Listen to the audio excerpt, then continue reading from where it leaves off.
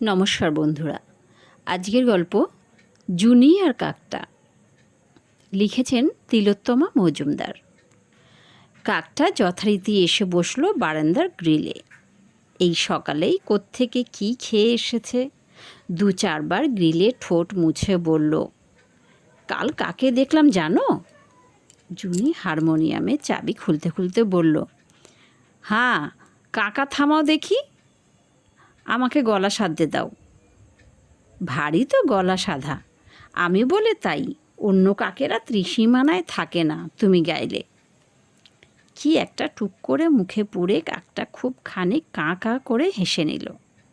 তারপর বলল, তান যখন ধরো, তোমার ওই বুড়ো মাস্টারের মুখখানা যদি দেখতে, গাও তো চোখ বুজে, কিছু দেখতে পাও না, ভারী বিদঘুটে অভ্যাস তোমার। কাকটার একটু ব্যঙ্গ করার স্বভাব আছে। আজকাল জুনি আর রাগ করে না এতে।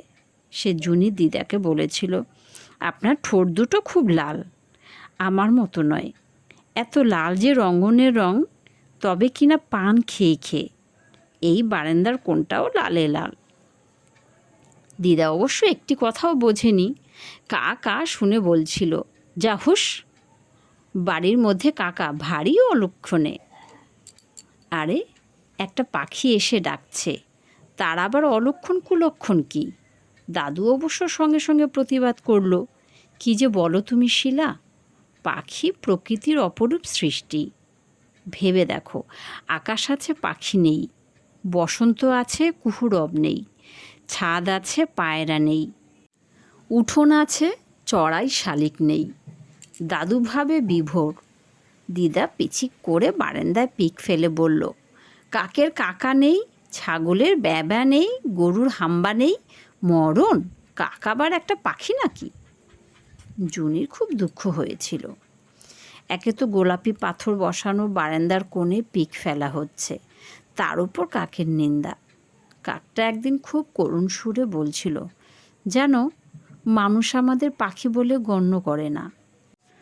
ঘুঘু পাখি হয়, হাড়ি চাচা পাখি হয়, শকুন্ত পাখি হয়, বাজ পাখি হয়, কিন্তু কাকের বেলায় বলবে কাক পক্ষী টের না পায়। যেন কাক আর পক্ষী আলাদা কুল। কি দাঁড়ালো তাহলে? কাক যেন পক্ষী নয়। রাগ না হলেও নিজের গানের নিন্দে শুনে জুনি বলতে যাচ্ছিল, তা তোমার গলাটা কেমন, শুনতে পাও না? কাঁ কাঁ কা, একটু যদি মিষ্টি হতো। শেষ পর্যন্ত বলল, না পাছে কাকটা দুঃখ পায়, মা বলে কাউকে দুঃখ দিতে নেই। সে বলল, শুনে রাখো, আমি সঙ্গীত বিশারদ 3rd ইয়ার, পাড়ার বসে গাও প্রতিযোগিতায় ফার্স্ট। কাক বলল, সে প্রতিযোগিতার গান আমি শুনেছি, আয় তবে সহচরী, এমন কিছু আহামরি নয়, অন্যরা তোমার চেয়েও খারাপ, এই যা। তবে ঠাকুরদা একজনের কথা বলতো, যে মাত্র 7 বছরের চেষ্টায় তার সপ্তকে সরোজে সুর লাগাতে পেরেছিল। তোমার আশা আছে, সে আমি এখনই পারি, শুনবে? বলে জুনি দ্রুত সারেগামা পাদানিসা আঙুল চালিয়ে নিল। তার স্বরে সরোজে আহরণ করবে বলে যেই না হা করেছে, কাক ভারী বিরক্তি হয়ে বাধা দিয়ে বলল, দাঁড়াও দাঁড়াও, কথা নেই বার্তা নেই, সোজা তার সপ্তকে চড়ছে যে, গলা সাদার একটা নিয়ম নীতি নেই নাকি? তোমাকে শোনাচ্ছিলাম আমি পারি কি না, সে আমি খুব শুনেছি। একটু গলা নামিয়ে সে বলল, এই তোমার চানাচুরটা ফুরিয়ে গিয়েছে? দেখতে হবে, দারুণ খেতে কিন্তু। একটু আগেই তো কি একটা খেয়ে এলে।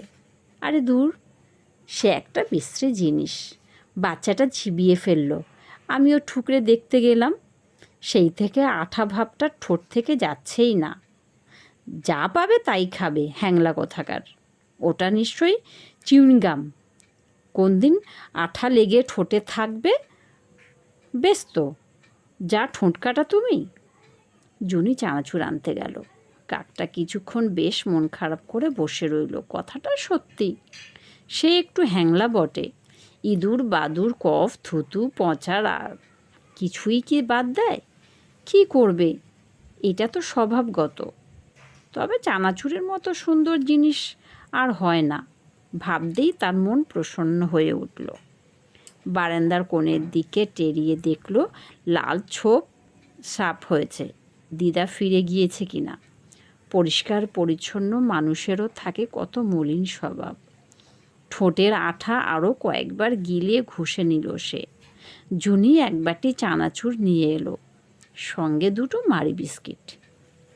আহ্লাদে একবারে আটখানা হয়ে ডাকতে লাগলো কাকটা, এত ভালো ভালো খাবার একা খাবে না, খেতে নেই, ওটা স্বার্থপরতা। খেতে হয় দল জুটিয়ে। ৩-৪ জনের মধ্যে সামনেই ওই নাকচম্পার ডাল থেকে গলা ঝুলিয়ে উঁকি মারছে। জুনি বলল, তুমি যেন কি বলছিলে? কাকে দেখেছ? সারাক্ষণ পাড়ায় পাড়ায় ঘুরছে, কাক জানে না এমন খবর নেই, সে বলল। ও হ্যাঁ, গর্গনজোলাকে দেখলাম। গর্গনজোলা?